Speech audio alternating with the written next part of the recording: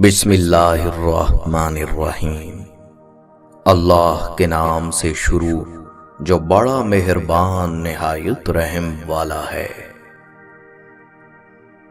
کہا جاتا ہے شعور کا پہلا درجہ خاموش رہنے کی عادت، دوسرا درجہ بدتمیزی کا جواب نہ دینا اور تیسرا درجہ بد اخلاقی کا جواب اخلاق سے دینا ہے۔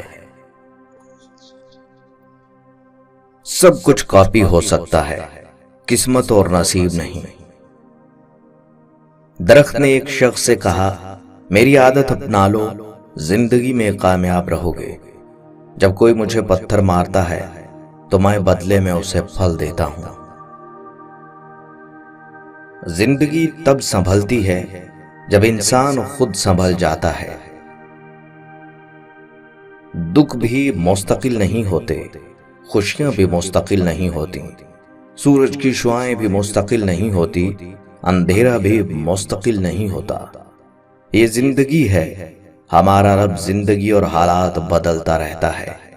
جب دکھ اور سکھ ہو تو یہ محسوس کریں یہ وقت بھی گزر جائے گا۔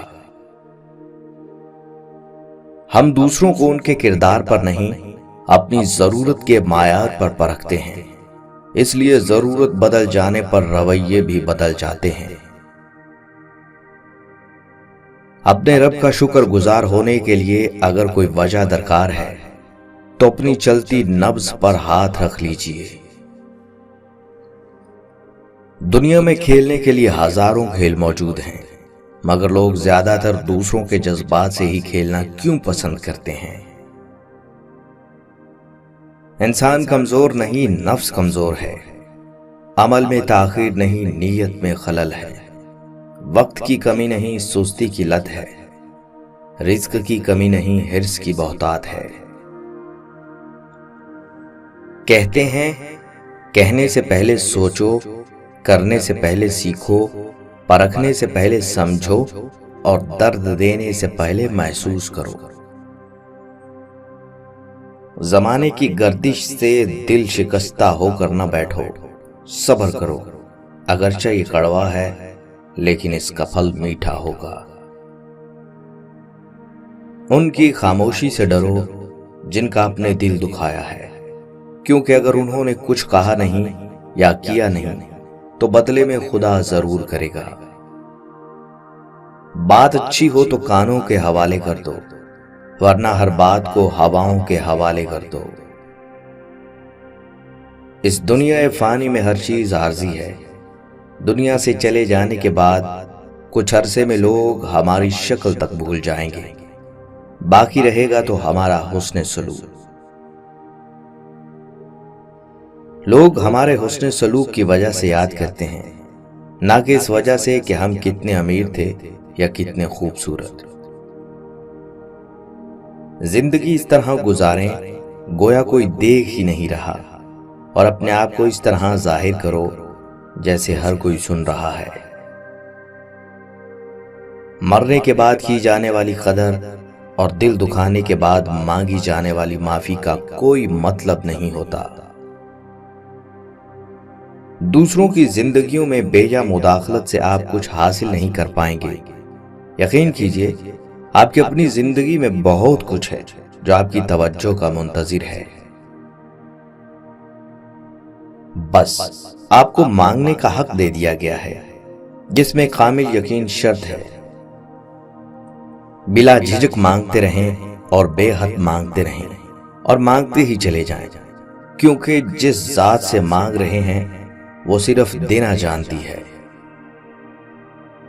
خوبصورتی ایک نعمت ہے، لیکن سب سے خوبصورت آپ کی زبان ہے۔ چاہے تو دل جیت لیں، چاہے تو دل چیر دیں۔ اہم یہ نہیں کہ ہم کتنا دیتے ہیں، بلکہ اس دینے میں ہم کتنا پیار شامل کرتے ہیں، یہ اہم ہے۔ انسان اپنی سوچ کے مطابق بوڑھا ہونے تک زندگی لے کر آیا ہے، لیکن زندگی کا بھروسہ نہیں۔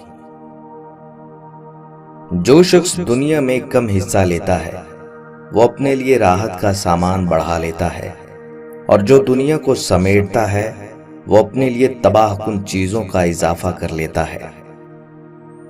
اللہ پاک نے قرآن مجید میں فرمایا، اور تم مجھے ویسا ہی پاؤ گے جیسا میرا گمان کرو گے۔ لوگ دو باتیں کبھی نہیں بھولتے، پہلی خود کا کیا ہوا احسان اور دوسری دوسروں کی ہوئی غلطی۔ بغاوت ہمیشہ وہ لوگ کرتے ہیں جن کو حلال و حرام کی تمیز ہو، برے بھلے کی پہچان ہو۔ منافق تو ہر رنگ میں سج جاتے ہیں اور ہر شکل اختیار کر لیتے ہیں۔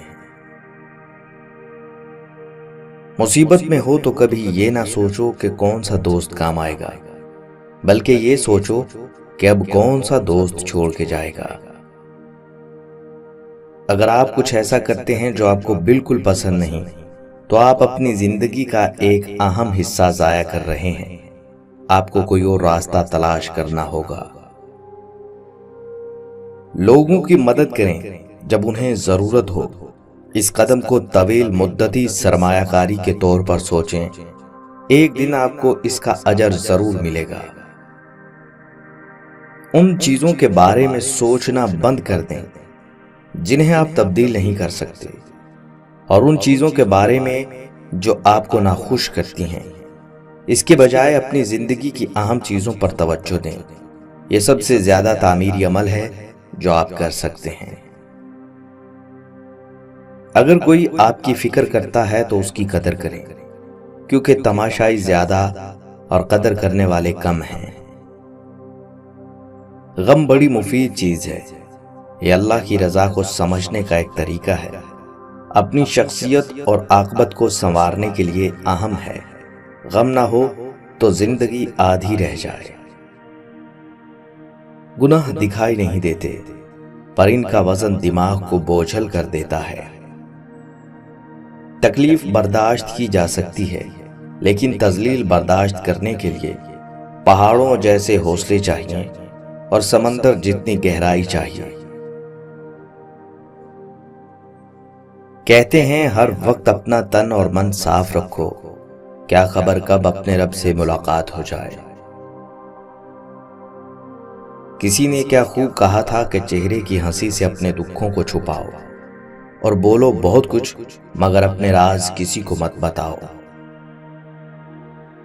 عام لوگوں کی خواہشات اور امیدیں ہوتی ہیں، کامیاب لوگوں کے مقصد اور منصوبے ہوتے ہیں۔ کسی نے بہت اچھی بات کہی تھی کہ خالی کبھی مت بیٹھو، کیونکہ برے حالات ہمیشہ خالی بیٹھنے سے ہی آیا کرتے ہیں۔ اس لیے کچھ نہ کچھ کرتے رہا کرو۔ مرتے وقت اگر کوئی پچھتاوا نہیں ہے تو آپ ایک بہترین زندگی گزار کر گئے ہیں۔ کبھی حالات کو اپنے مطابق ڈھال لیں اور کبھی کبھی حالات کے مطابق ڈھل جائیں اور چلتے جائیں۔